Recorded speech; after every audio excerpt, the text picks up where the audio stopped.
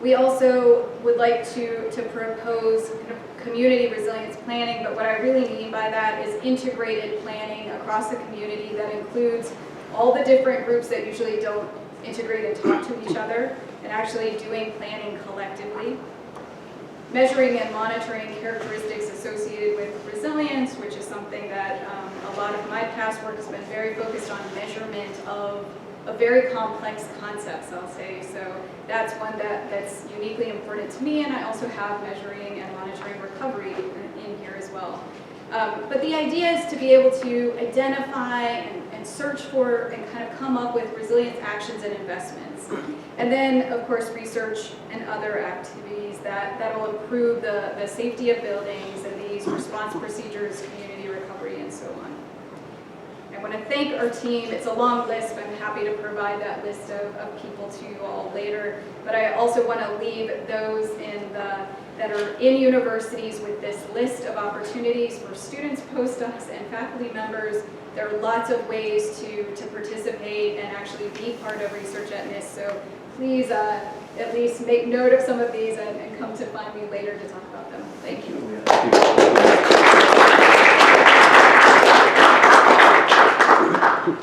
Thank you very much to Maria. So our second panelist in our reorder will be Professor Edwin Melendez.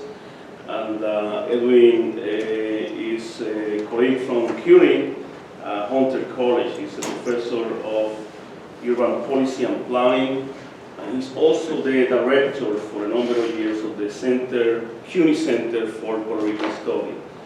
He has done a tremendous amount of work in publishing a large number of works in Latino studies and Puerto Rican studies, economic development, poverty, labor markets, and he has engaged the community, the academic community, through the center in forums to exchange technical information and also social information.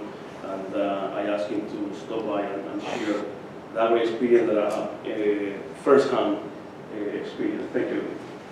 Can you start? Sure, let me.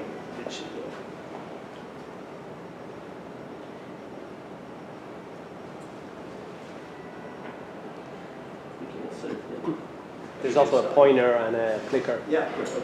Gracias. Buenas tardes.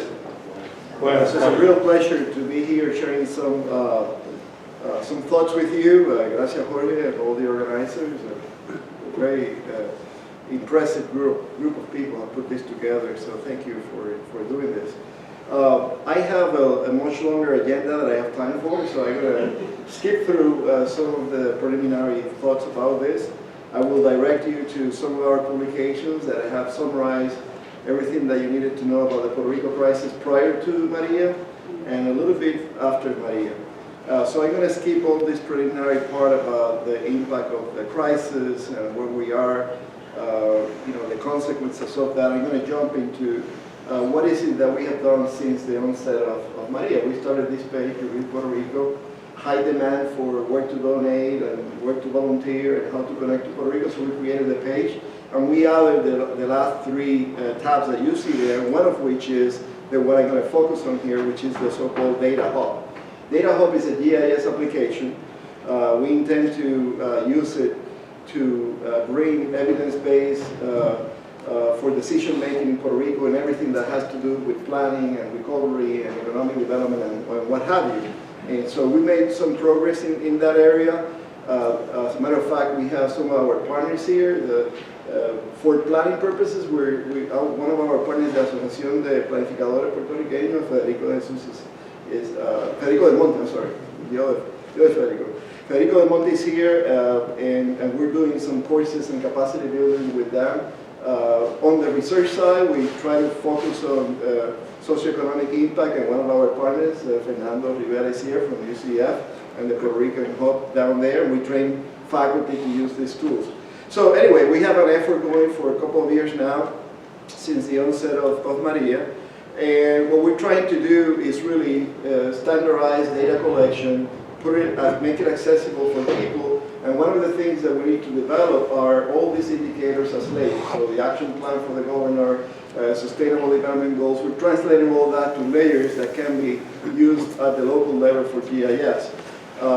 So I can get into more details in the Q&A if you need to. But our strategy has 4 layers: the professional training, the capacity building on organizations, the sectorial. So part of what we do is we partner with the ACOMO, which is a coalition that has faith-based organizations, the planners, schools, and so on, energy, water systems, and they are all community-based organizations. And what we try to do is train them in the use of these tools and offer courses that will benefit their sectors.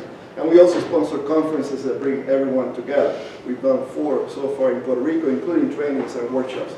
What we did, we mapped the competencies that were needed for community planning out of the action plan of the government. And we then decided, okay, if these people are hired as consultants for the government, what is it that the community needs to know to be able to interact and communicate? What is the same language and what tools they need to challenge? For example, there's a company that's going around doing mitigation plans, right?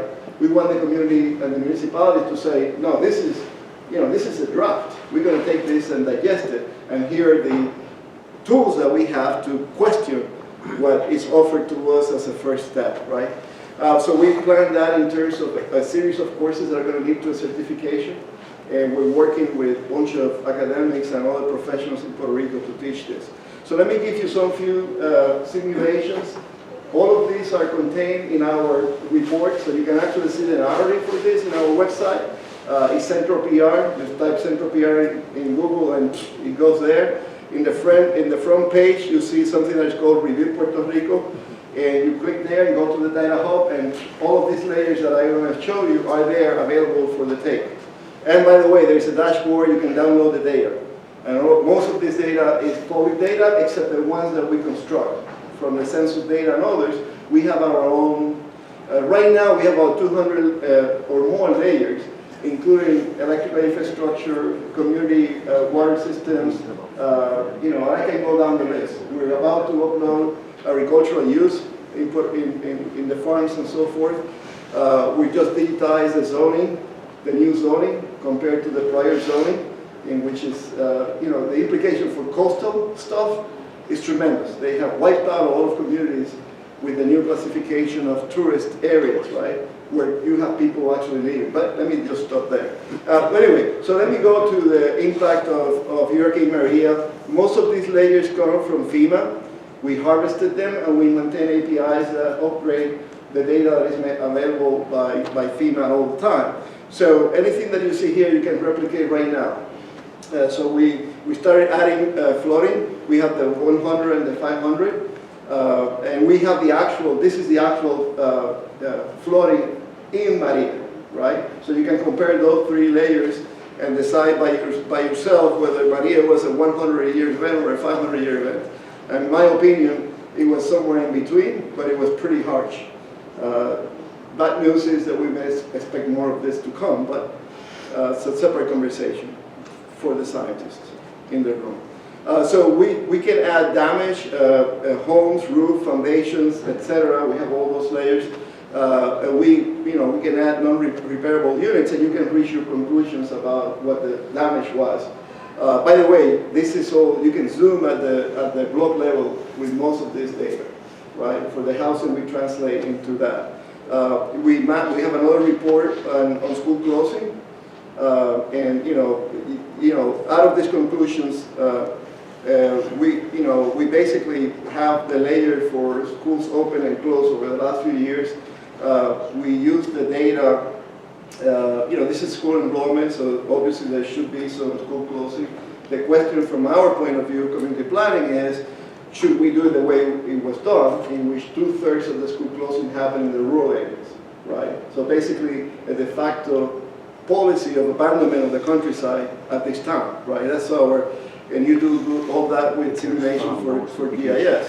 So we have the school closing, we have, a couple of years, and then we ask the question, if we want nonprofits to be engaged with these schools that are being closed, or repurposing them, or to keep them open with methodologies like Montessori that combine various grades, and what do you do with the rest?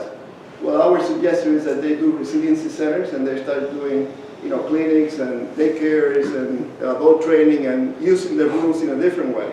And that movement is growing in Puerto Rico, by the way. So we do the simulations, and you can see that most nonprofits are concentrated in the metropolitan area, while most of the school closing is happening in the countryside, where you have very few nonprofits serving that area. Again, these are maps that are derived from our layers, and these are the conclusions. So we have a report on housing. We have all the, Puerto Rico has, what this is telling you is that 1 in every 5 schools, housing units in Puerto Rico are vacant. Okay? Of that portfolio, which is about 300,000 units, about less than 10,000 are in banks portfolios, right? So all of the others are probably from the diaspora that left and so forth. So whoever tells you that we have to build more housing in Puerto Rico hasn't paid attention to this or doesn't want to pay attention to it. Our biggest critics were the construction industry. They started questioning our methodology as if we didn't know how to do this. But in any case, it's a contentious issue. Why? Because some people want to just flat the land and build new houses as opposed to repopulate Los Cascos and other downtown areas that are vacant. And as you have that excellence of units, you're going to have a decline in prices, a long-term decline in housing prices. So the housing crisis can be solved by repurposing existing units, right? And if you wanted to map the vacancies, we can go to the block level with our data, up to 2017, by the way, because we prorate, we have a methodology to do that. And what we want to do with that is community planning from the perspective of a typology of neighborhoods and then a planning approach to how you can repopulate these neighborhoods that are being empty, right? And there are programs for that. We just need to bring them to Puerto Rico in a more meaningful way. So there is, the great need of housing. There is a great housing stock and no program from FEMA, CBGDR, or anybody else that is trying to merge from the policy perspective, how do we move people in need of housing to the vacant stock?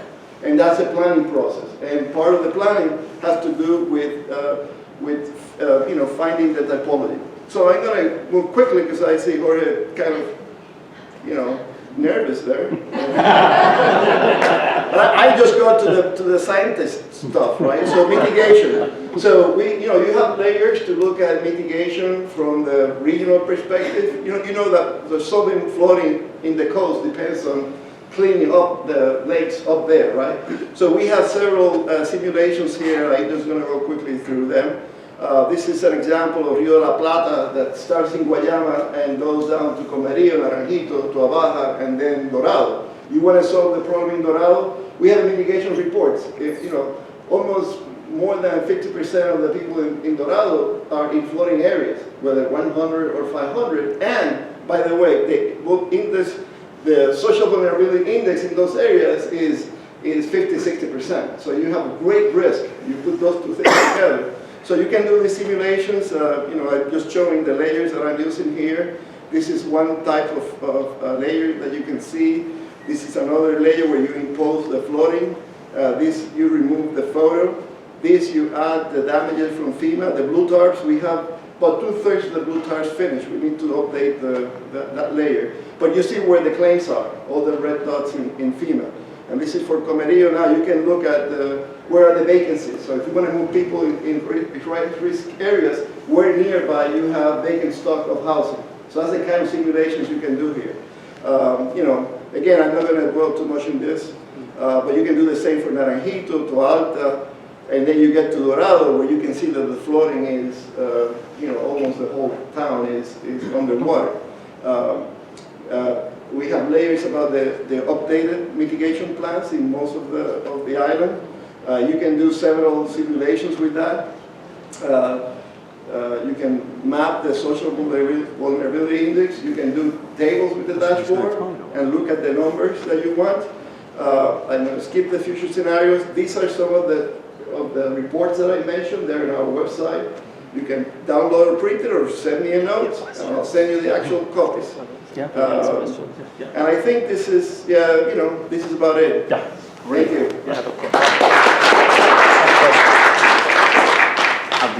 At the end? Yeah. Can we ask? I know there's some. I see, okay. Yeah, Questions interesting asking questions. And I can see some of my colleagues that will be making use of your great information, and so you have a lot of customers soon. All right, more than you have.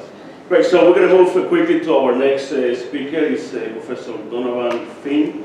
He's a professor at the School of Marine and Atmospheric Sciences at Stony Brook, and also in the Sustainability Study Program, both at the SBU, Stony Brook University. He's a trained urban planner and has worked in issues of sustainability, resiliency, and equitable development in many places. More recently, related to the recovery of Hurricane Sandy. Thank you. Let me get you going with the updated presentation. Where are you? Right there. That's you? Is that right? Hopefully, it's the updated one. Looks good. Thank you. Okay. Thank you. All right, welcome to New York, to all of you who are not from here. It looks like also we have a rainstorm or a hurricane maybe on our screen. I don't know if that effect was intentional or not. I'm an urban planner. I work in a School of Marine and Atmospheric Sciences, and my research really looks at it looks at sustainability and resilience from a community, municipal and state level policies. But after Sandy, I got very interested in how communities do long-term recovery. And so I've spent the last 7 years studying across the New York region, New York, New Jersey, Connecticut, Long Island, New York City, the recovery from Sandy. And so today what I'm going to do with my small amount of time is to try to give you a vast overview in about 5 slides of some of the sort of theoretical literature about planning in a recovery context, and also how that relates to long-term resiliency, and connect that a little bit to Sandy as well, and then to some of the future and ongoing work that we're doing. So I've kind of divided the presentation up into just a couple slides on challenges and a couple slides on sort of strategies for planning. So the first thing I want to try to convince you of is that there's a couple of, there's many challenges to effective recovery planning. One of the most important is this challenge of what my colleagues Laurie Johnson, Lou Hopkins, and Rob Lashonsky call time compression. The idea that your community is going along and things are as normal, and roads are, potholes are being created, and things are ending their useful life, and they're being replaced and aging out, and that's normal, and that's to be expected, and that's how communities regenerate over time, from a physical and ecological and social sense. But then a disaster hits, so that's their diagram on the left, on your left there, and all of a sudden, all of these systems and all of this infrastructure is suddenly destroyed or displaced or what have you. And so basically what you have in a post-disaster context is the regular process of urban planning, but accelerated incredibly fast in time, because you have to do all that stuff you were normally doing, plus a bunch of new stuff, and you have to do it very quickly. You also have to do it in a complex environment, which I'll talk about in a second. Maybe another way to think of that is the graphic on the right. After a disaster, you have a set amount of time. After Sandy, we have 10 years to spend the billions that were allocated for recovery, and in 10 years that money has to be allocated and a shovel in the ground or it goes away. That's what Congress said. So there's a compressed amount of time in which we have to spend all that money. You also have just a moment to start doing something, planning, building, what have you, before individual store owners, homeowners, local governments, whatever, just start rebuilding on their own without any overarching plan, without any structure. So you have to act quickly. The problem, of course, is time, like money, is a finite resource. So you can make a lot of decisions quickly and experiment and innovate and get some things wrong, which I'm trying to represent on the top there. You can just do it quickly and see what happens and hope it works. Maybe something won't. Or you can spend a lot of time and be very deliberate and do a lot of studies. And the problem, of course, is that you then can't do as much because your amount of time, your professional workforce, your amount of time that you have in the public's goodwill before they get anxious, all that stuff is finite. Maybe another way to think of this is from published in the lamented, no longer existing Natural Hazards Observer, but this is an article I wrote about some work we did after Superstorm Sandy, and this is a cartoon they developed, but I think this is actually kind of an apt way to think about it. After a major disaster, And even in terms of planning for long-term resiliency, there's a tension between being creative, working quickly enough after a disaster. That's because you have to recover quickly. In the resilience context, it's because change is coming, whether we want it to or not, and we can't slow that down. Or being cost-effective or cheap, right? And so maybe you can get 2 of the 3. It's hard to get all 3. It's very difficult. So that's one of the central challenges of recovery, and I think also resilience is this issue of how fast you can move and how effective you can be while moving quickly. Another central challenge is that communities are not simple places. They are, in fact, incredibly complex places. You know, Rattel and Weber talk about, a few decades ago, talked about planning as being a series of wicked problems, wicked challenges. So just as one example, this is some work we did a few years ago after Superstorm Sandy. I should have mentioned in the slide that this was funded by the National Science Foundation, but this is my colleagues Yu Zhao and Divya Chandrasekhar. And one of the things that we found in studying communities that we were looking at is that there's a lot of focus in recovery work on housing, there's a lot of focus on businesses, there's a lot of focus on public policy, there's a lot of focus on planning. The difficult part is to understand and sort of extract how you address each of those challenges, because this is in fact a very complex system. So I won't walk you through everything, but just to think about it, right, you have a given community. In the photos here, this is the Rockaway Peninsula in New York City. Relatively isolated from the rest of the city, so it can kind of function a little bit as a self-contained unit in some ways. Businesses there rely on the residents for workers and to buy goods at those establishments. Households rely on those establishments for jobs and to buy goods and services. So you have to find ways to sort of address both of those things at the same time, right? Both of those sort of sectors. But often we think about them as very separate. Federal agencies look at different entities, one not the other. State and local do the same. You also have social contexts, you know, social capital and other issues wrapped around this. You have government policies and programs. So it's a much more complex system than our current systems for studying and then doing recovery tend to acknowledge. Another way to think about this is that individual people that are affected by disasters, as exemplified by our stick person in the middle there, they are part of multiple overlapping and interconnected systems, right? The red representing sort of the social systems that they're part of, and then the blue representing sort of the infrastructural networks on which they rely, and those two things, again, are sort of interconnected in very complicated ways. We don't really have good methods for addressing that complexity in our recovery programs. So let me switch just briefly, because I know my time is short, to talk a little bit about what some things I think we learned from Superstorm Sandy, we as a field, we as a region. One is that community-based planning is critically important, and so as much bottom-up as you can have, top-down expertise and top-down money, but as much as you can bring people into the process. There's many examples after Sandy. Rebuild by Design was a federal program run by HUD. It was a design program that some of you may have heard of, designed to spend $1 billion of recovery funds. New York Rising was a state-funded program. It was a very unique, one-of-a-kind, I've never seen anything like it program that operated in 120-some communities around the state.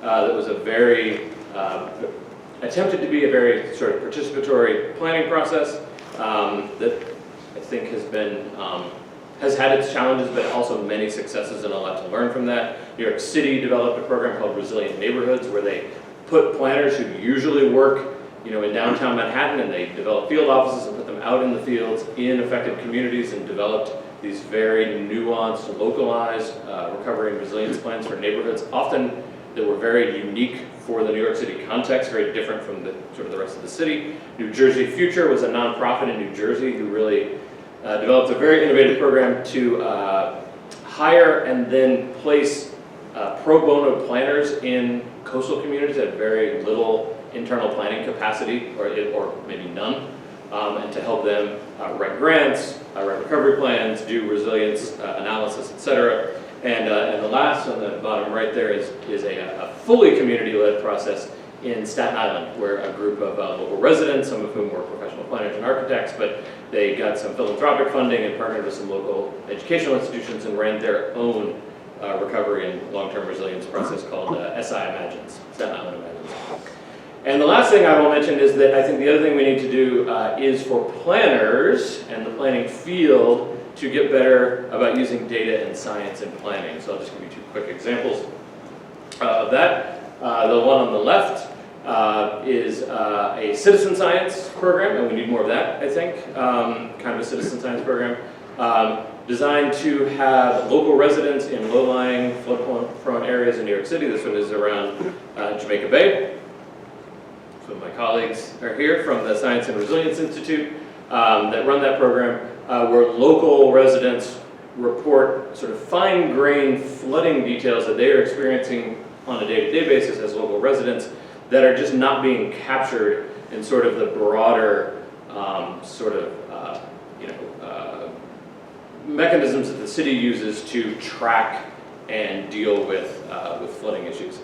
The other example here, the one I will leave you with, is a project I'm working on right now, funded by, thumbs up, by the National Center for Atmospheric Research, trying to understand to what degree planners actually know about and understand, not believe, but know about and understand climate science.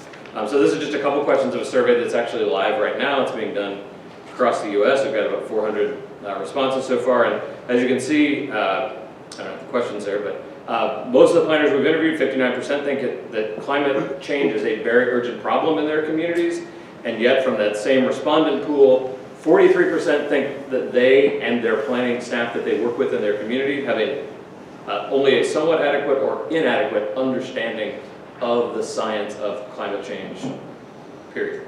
So I think that we have lots of challenges, but I think we're beginning to see where we need to focus our efforts. So I will take questions later. Thank you. Thank you.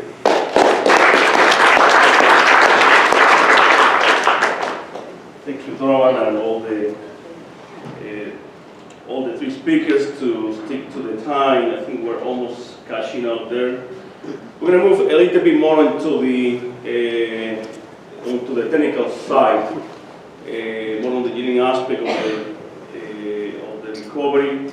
And we're going to start with Professor, one of Albany, Professor Yana Ilian. She's the department chair of the newly created Department of Environmental and Sustainable Engineering here at SUNY Albany.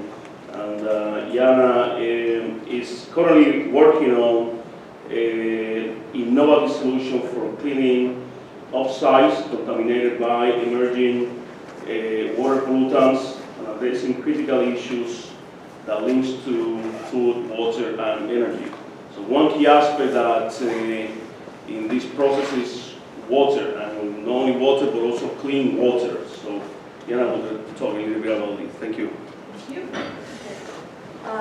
Again, I'm here at Albany, so welcome to Albany.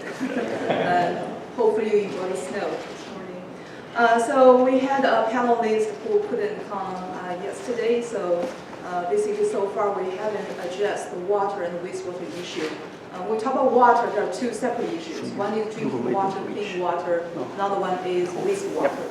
Two different issues. So my title is Resilient Water Wastewater Infrastructure. I'm not sure we could or can have a resilient water wastewater infrastructure because it is difficult. Now, drinking water. So the water we get, we use at your home, anywhere, hospitals, universities, they are drinking water. And this water is being treated somewhere, being treated at a water treatment plant. So basically each village or city or town has either one or several water treatment plants. And also there's several wastewater treatment plants. So the map shows this distribution of wastewater treatment plants in the US. Each dot represents one site, and then the big dot represents, just basically have a higher flow, small dot represents the flow is relatively small. Now the US EPA was created in 1970. So following the creation of EPA, lots of water treatment plants, the wastewater treatment plants were built. So that is in the 1970s, 1980s. So think about today, to this day, they are 40 or 50 years old, very, very old. Lots of them, they are outdated, already past their lifetime. So we need lots of repair, we need lots of upgrade. So there shows, basically what services we need to do to maintain the current facilities. So this is for the whole US, nationwide. And then the color indicates the investment needed to maintain these facilities. So for New York, California, they have the darkest color, means they need the most money to maintain these services. And Puerto Rico is in blue color, so that is in average. Per person, per capita also, New York is #1 among the top, and Puerto Rico is okay, average. It's not too bad. Now, water service after Hurricane Maria, so I haven't done much research on this because I'm far away from Puerto Rico, but I look forward to future collaborations with colleagues here. So you know better than me in terms of the water service there after this hurricane, after this natural disaster. So basically, all of the water treatment and the wastewater treatment, they need the power, they need the electricity. So no power means no service. And again, so basically half the residents, they didn't have water service after the event. And then what happened there is basically you have an untreated sewage just overflow everywhere, where people normally get drinking water, clean water, now it's all contaminated. And that led to death. So it's the water issue is important, it's a life and death issue. It's not like I don't have communication, but yeah, people's health were affected. So this is approximately after 9 months, so most of the people, they could have water service. So it's a very, very sad story. Now the steps needed to restore the damaged facilities. So this is a map not from Puerto Rico, it is after Hurricane Harvey in Houston. So lots of steps are involved to restore the services. So we need to make sure the engines and the pumps can come back to life. And we need to test the existing facilities where the electrical system is still okay. And then basically, for wastewater treatment, we use bugs or microbes with the services. And we need to make sure the microbes are still there, they can come back to life. So lots of stuff. It's a process that is relatively time consuming.